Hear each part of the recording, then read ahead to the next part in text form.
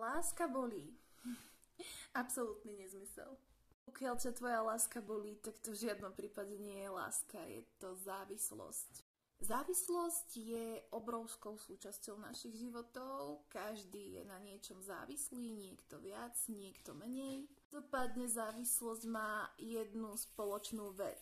A touto spoločnou vecou je to, že keď odoberieme túto závislosť, či už ide o jedlo, alkohol, cigarety alebo drogy, keď vám odoberiem túto závislosť, pociťujete obrovskú prázdnotu, bolesť. No a partnerský vzťah nie je vôbec žiadnou výnimkou. To, že nedokážete byť a existovať bez svojho partnera, to, že si nedokážete predstaviť život bez neho, keď tu nie je, keď trebárs pracuje, veľa pracuje, alebo niekam odchádza a ty máš pocit, že sa ti rúca svet, že nedokážeš bez toho partnera, respektíve partnerky, viesť náplňujúci život. Keď máš pocit, že sa ti snáď rúca svet, pretože máš pocit, že nedokážeš vydržať sama so sebou bez toho partnera alebo sám so sebou. Keď máš taký ten pocit, že bez toho dotyčného alebo dotyčnej si v podstate nikto, že on je ten, ktorý ťa doplňa, ono sa to tak aj hovorí, že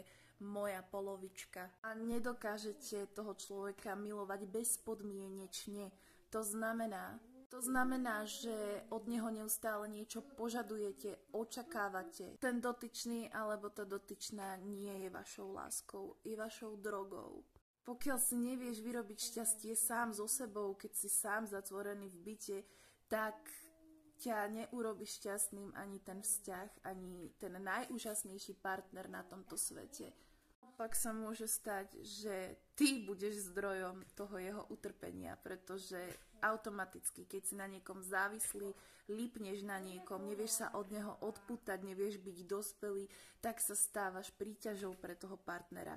Pokiaľ je niekto trošku psychopat, tak mu to vyhovuje, pretože má nad vami kontrolu. Sú to presne také isté symptómy, ako zažíva alkoholík, keď sa mu nedostáva pitia, aké zažíva narkoman, keď sa nemôže dostať ku svojej droge. Ak má akákoľvek osoba tam vonku vplyv na vaše šťastie a radosť, ak má prítomnosť alebo neprítomnosť nejakej osoby vplyv na to, ako sa cítite. Lenže ste veľmi nešťastný človek, v podstate toho človeka používate ho ako drogu, používate ho ako prostriedok na zaplnenie vašej prázdnoty a nedokážete toho človeka milovať bezpodmienečne.